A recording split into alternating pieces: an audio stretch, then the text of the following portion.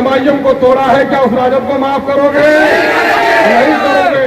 तो अब सुन लो, सबने दिया है हमको चोट, अपनी पार्टी अपना वोट, सबने दिया है हमको चोट, अपनी पार्टी अपना वोट, सबने दिया है हमको चोट। अपनी पार्टी अपना वोट, बहुत हुई हाशिया बर्दारी, हिस्सेदारी, बहुत हुई झंडा बर्दारी, हिस्सेदारी, बहुत हुई झंडा बर्दारी, हिस्सेदारी, सबने दिया है हमको चोट। अपनी पार्टी अपना वोट। इस वक्त बिहार में जिसकी हालत सबसे बड़ी खराब है, किसको ये फिक्र है कि कारवा का क्या हुआ, हर कोई लड़ रहा है कि सरदार को। बिहार के बेईमान राजनेता, उसको बिहार के जनता की फिक्र नहीं है, बल्कि हर किसी को अपनी कुर्सी की फिक्र है कि हम कुर्सी कैसे पाए। लेकिन मैं समझता हूँ कि बिहार की सारी पार्टियां अपने दल में एक मुख्यमंत्री का उम्मीदवार रखती है और अपने जीते हुए और हारे हुए लोगों को मंत्री बनाने का सपना देखती है, अपने कार्यकर्ताओं को ठेकेदार और रंगदार बनाना चाहती है। और मैं समझता हूँ एक ही पार्टी बिहार में है, दलितों की, शोषितों की, पिछड़ों की और अकलियतों की, जो बिहार में सत्ता सुख की प्राप्ति नहीं बल्कि बिहार के जनता के हक और हुकूक की लड़ाई लड़ रही है, जिसका नाम है एमआईएम। और ये लड़ाई सिर्फ बिहार में नहीं बल्कि पूरे देश के स्तर पर आज जिस जमामर्दी के साथ, जिस बेबाकी और बेखौफी के साथ बैरिस्टर असदुद्दीन अवैसी लड़ रहे हैं, मैं नहीं समझता हूं कि देश का दूसरा नेता इतनी जुर्रतमंदी के साथ और इतनी साफ और पाकीज़ा नीयत के साथ सियासत कर रहा है। हमारा मुतालबा क्या है? हमारा मुतालबा ये है कि बिहार की सरकार में जो लोग बैठे हुए हैं, ये लोग अपने आप को समाजवाद का नारा देकर सत्ता प्राप्त करते हैं और अपने आप को बड़े समाजवादी कहते हैं। लेकिन कहाँ है इनका समाजवाद? वही मुट्ठी भर अग्नि पंक्ति के लोग, वही मुट्ठी भर बड़े लोग, वही मुट्ठी भर सत्ता से करीब लोगों के बाल बच्चों को नौकरी मिल रही है, उनकी आमदनी बढ़ रही है, उनकी सुख सुविधाएं बढ़ रही हैं, वो देश के तमाम तर शहरों में फ्लैट खरीद रहे हैं। लेकिन बिहार की 80% जनता जो गांव में रहती है और शहरों की झुग्गी झोपड़ियों में रहती है, उनके बच्चों की तालीमी सूरत हाल क्या है देखने की जरूरत है। सरकार कहती है कि गुलाबी ईंटों से हमने स्कूल के घर बना दिए, हमने साइकिल दे दी, हमने पोशाक दे दी, लेकिन इस नादान सरकार को यह मालूम नहीं है कि स्कूल और शिक्षा दीवारों का नाम नहीं है, पोशाक और साइकिल का नाम नहीं है। शिक्षा तो नाम है, शिक्षक के जरिए से उस ज्ञान का जो बच्चों के सीनों में मुंतकिल किया जाता है। इसने शायद कहानी नहीं पढ़ी होगी कि जब शांति निकेतन की स्थापना की थी टैगोर ने, कोई झोपड़ी भी नहीं थी, लेकिन संसार का सबसे बड़ा स्कूल था जहाँ दरख्त के छावनी में संस्कार बच्चों को दिया जाता था और टीचर बच्चों को पढ़ाया करते थे। आज गरीबों को उन तमाम तर भूल भुलैयों में फंसा दिया गया है और उनके बच्चों को अनपढ़ और जाहिल रखने की पूरी साजिश की गई है। और साइकिल और पोशाक के पैसों को अगर जोड़ ले, 4000 साइकिल के और पोशाक के 600 रुपए, तो 5000 की रकम इनको मिल पाती है।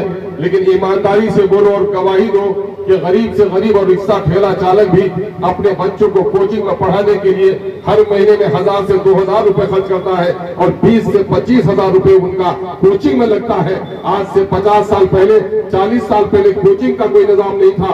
गरीब और अमीर का बच्चा एक ही स्कूल में पढ़ता था, वहाँ बीडीओ का बेटा भी पढ़ता था, चपरासी और भंगी का भी बेटा पढ़ता था। लेकिन आज अमीरों के स्कूल अलग हो गए हैं, गरीबों के स्कूल अलग हो गए हैं। यही वजह है कि बेईमान सरकार गरीबों के बच्चों को गरीब और निरक्षर रखने की साजिश कर रही है। उसी की शिक्षा पॉलिसी के खिलाफ एमआईएम ने आज धरने का एहतमाम किया है और यह आवाज लगाई है कि बिहार के लोगों जगो, और लोग लड़ रहे कुर्सी के लिए, मैं लड़ रहा हूँ अपने अवाम के हक के लिए। सीमांचल के भी कुछ नेता है जो बिन पानी के जिस तरह मछली तड़पती है, सत्ता के बगैर तड़प रहे हैं। ठेकेदारी, रंगदारी, रोड की वसूली में जो कमी आ गई है, बेचारा परेशान है। जनता के सवालात पर क्यों नहीं तुम्हारी मुंह खुलती, तुम्हारा मुंह क्यों नहीं खुलता, तुम्हारी जबान क्यों नहीं खुलती? सड़कें टूटी हुई है, क्यों नहीं जबान खुलती? पुल नहीं बने हैं, क्यों नहीं जबान खुलती? स्कूलों में टीचर नहीं है, क्यों नहीं जबान खुलती? अलीगढ़ यूनिवर्सिटी कैंपस आज वीरान पड़ा है, क्यों नहीं जबान खुलती? 50-50 किलोमीटर पर नदियों पर पुल नहीं है, तुम्हें नजर नहीं आता? सड़कें टूटी है, घर कट रहे हैं, नदियों में बस्तियां विलीन हो रही है, लोग बेघर हो रहे हैं। ये मुद्दे तुम्हारे मुद्दे नहीं है, ये सिर्फ मुद्दे इसलिए है कि तुम तड़प रहे हो कि तुम्हारी रंगदारी पर रोक लग गई है। हालांकि रात को छुपकर डाके डालते ही हो, लूटते ही हो लोग। मैं आपको बताना चाहता हूं कि मौजूदा वक्त सीमांचल के नौजवानों, मेरी नाकें हम उन अभ्यर्थियों का शुक्रगुजार है जिनकी एक बड़ी तादाद यहाँ आई है। लेकिन मैं बता देता हूँ, शेर बहुत पुराना है, लेकिन उसकी मानवीयत रहती दुनिया तक कभी कम नहीं होगी। ये खामोश मिजाजी तुम्हें जीने नहीं देगी, इस दौर में जीना है तो कोहराम मचा दो। कोहराम मचाने का मामला, कोहराम मचाने का मामला क्या है? आज देख रहे हो, अगर जिन लोगों ने पहले क्या कहा कि सर्टिफिकेट लाओ और नौकरी लेकर जाओ, कितनी दोगली पॉलिसी है। मेरे गांव का एक सूफी है, उम्र भर बीवी के को पीटता रहा, बीवी से लड़ता रहा। आज जब बीवी मर गई है तो हर साल उसके मरने के दिन पर मिलाद के का एहतमाम करता है। मैंने कहा ये दोगली नीति तो आपकी बिहार सरकार से मिलती जुलती है। पहले टीचरों को बहाल कर दिया, अब टीचरों को कह रहा है कि गुणवत्ता का इम्तिहान दो।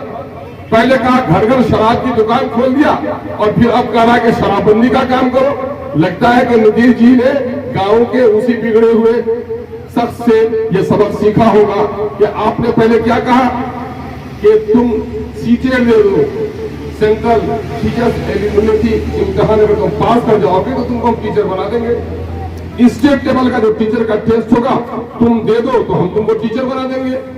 नतीजा ये हुआ कि लाखों लड़के सीटेट और बीटेट कर लिए, लाखों बेटियों ने सीटेट और बीटेट कर लिया। अब ये समझा बेटा के बाप ने समझा बेटा मेरा तो टीचर हो गया, रिश्तेदारों ने भी समझा कि ये नौजवान तो टीचर हो गया, किसी ने अपनी बेटी का और अपने बहन का रिश्ता कर दिया।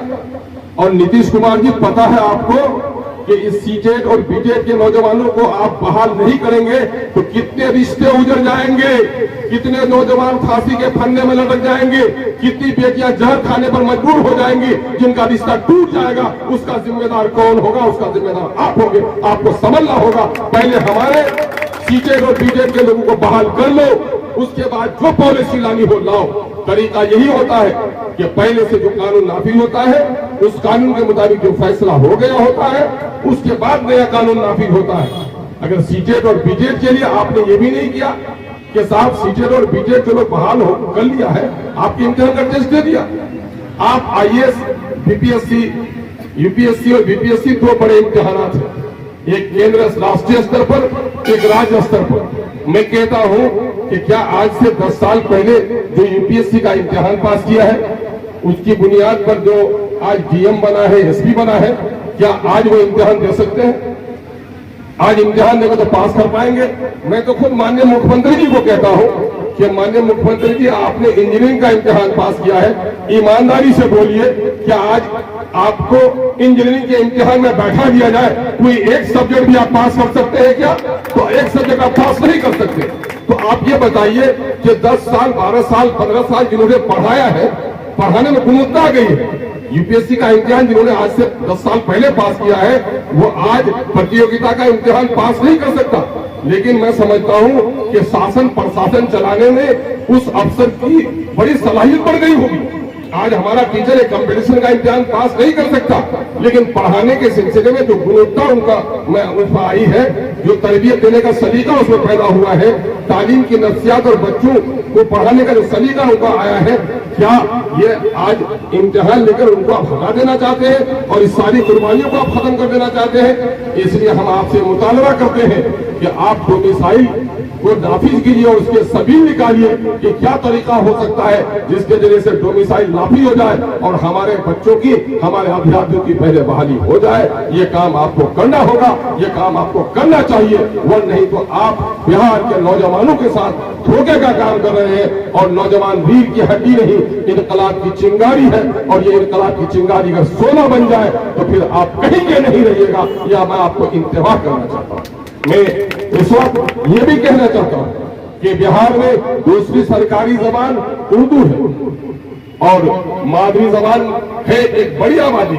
तकरीबन बिहार में 14 करोड़ की आबादी के दरमियान में 5 से 7 करोड़ आबादी उर्दू समझती है, उर्दू पढ़ती है, उर्दू बोलती है, और तकरीबन यहाँ पर 3 करोड़ आबादी की जबान मादरी जबान है। और देश का आइन और दस्तूर ये कहता है कि प्राइमरी एजुकेशन उसकी मातृ जबान में दी जाए।